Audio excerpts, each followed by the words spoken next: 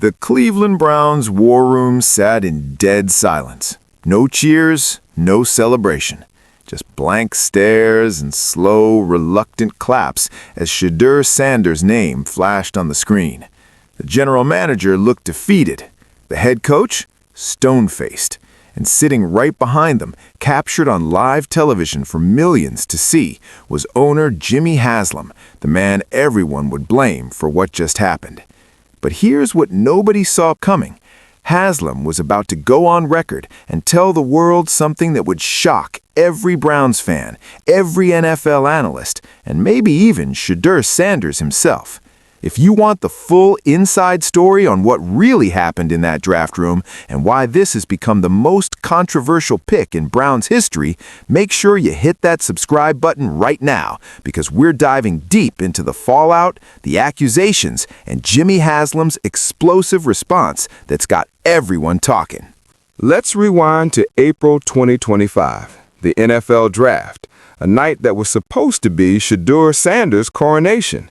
This was the son of NFL legend Deion Sanders, a Heisman candidate, the Big 12 Offensive Player of the Year who threw for over 4,000 yards and 37 touchdowns with a completion percentage over 74%.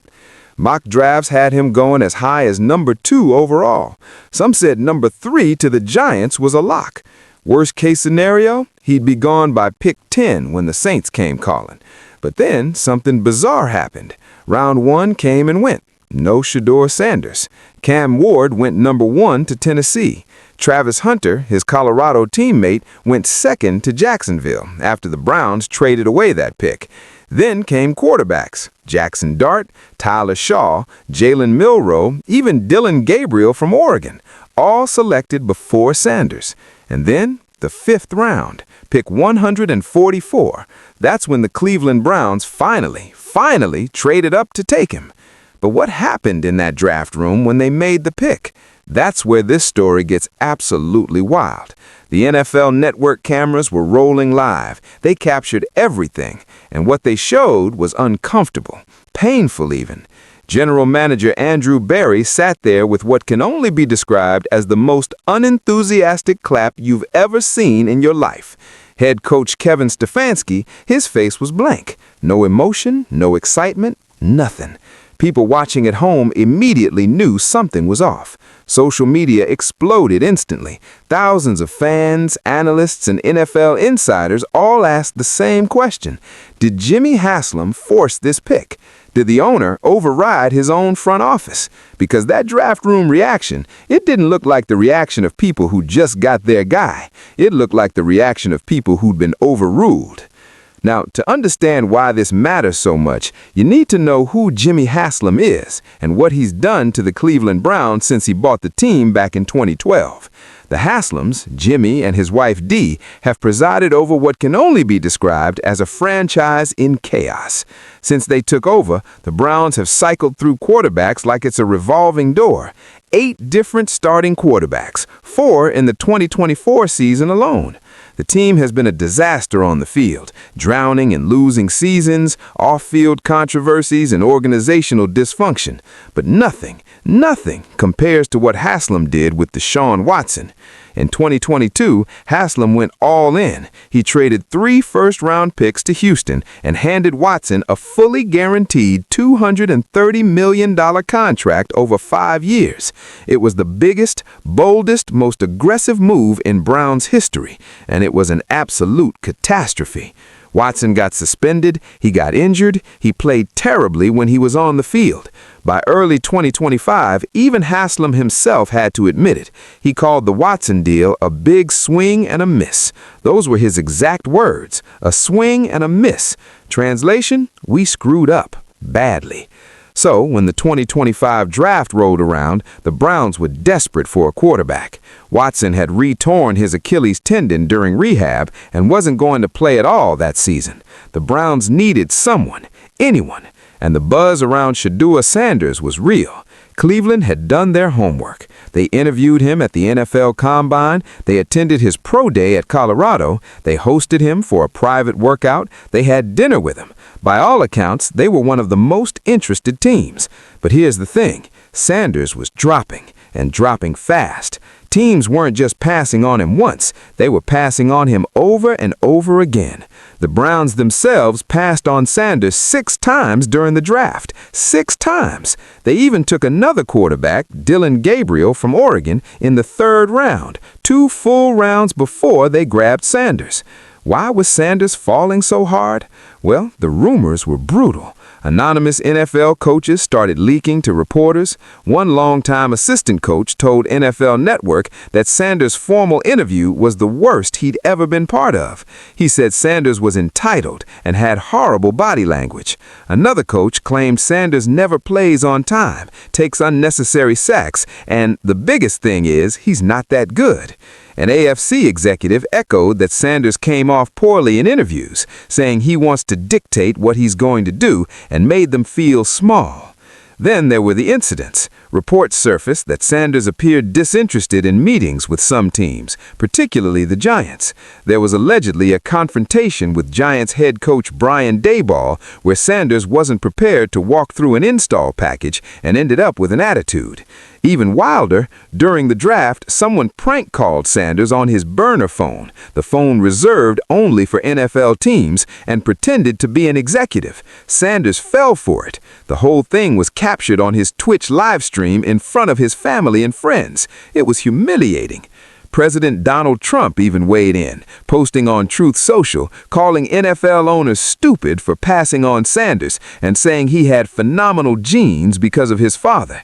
He demanded Sanders be picked immediately by a team that wants to win.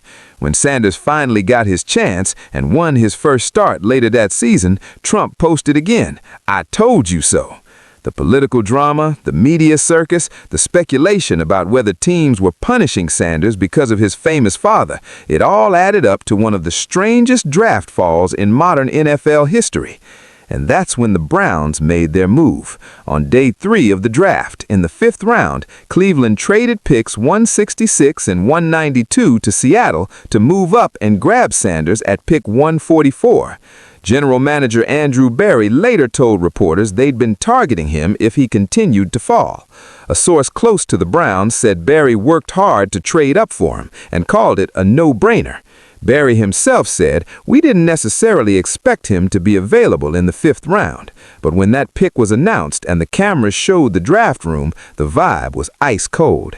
Fans watching at home knew immediately this wasn't Berry's pick, this wasn't Stefanski's pick, this was Haslam's pick.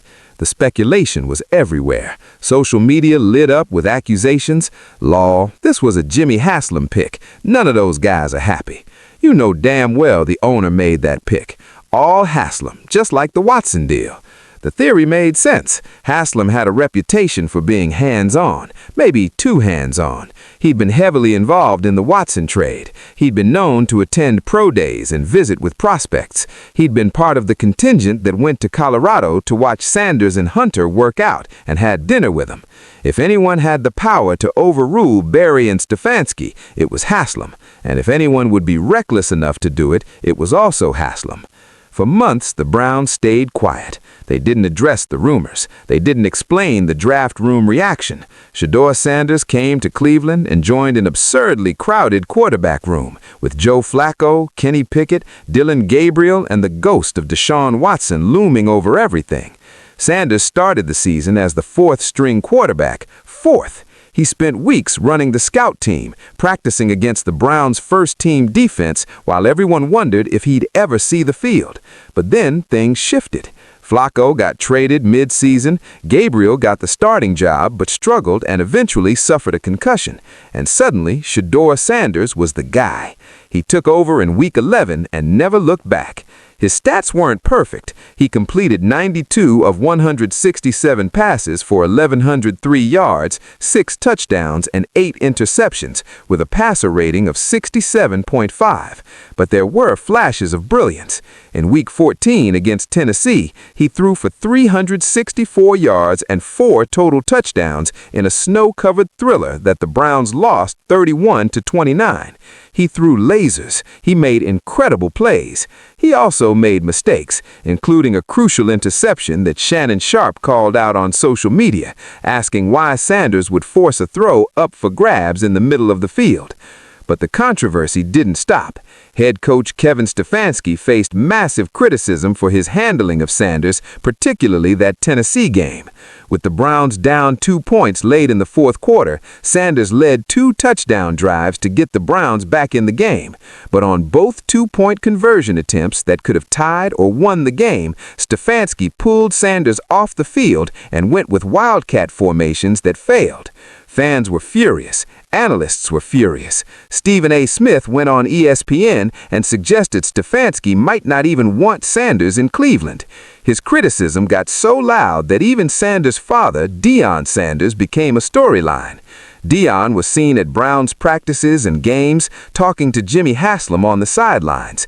Videos surfaced of Haslam telling Deion, "We're glad to have you. Let's have 12 play well today." That sparked new rumors. Was Deion trying to coach his son from the sidelines? Was Haslam planning to fire Stefanski and hire Deion as the next head coach? The whole situation felt like it was spiraling out of control.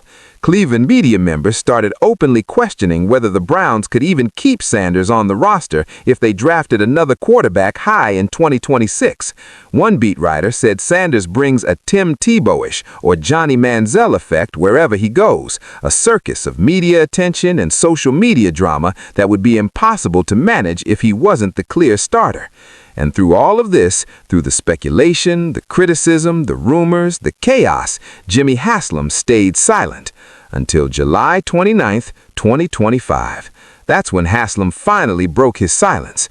During the Browns' annual training camp media briefing with him and his wife Dee, reporters asked the question everyone wanted answered. Did you force Andrew Berry to draft Shedeur Sanders? Haslam's response was blunt, definitive, and honestly, So there you have it, the full inside story of Jimmy Haslam's explosive statement about the Shedeur Sanders draft pick, the fallout, and the chaos that continues to define the Cleveland Browns. Whether you believe Haslam's version of events or think he's covering his tracks, one thing is clear. This is a franchise that can't get out of its own way. And until that changes, Browns fans are going to keep suffering through more drama, more controversy, and more disappointment.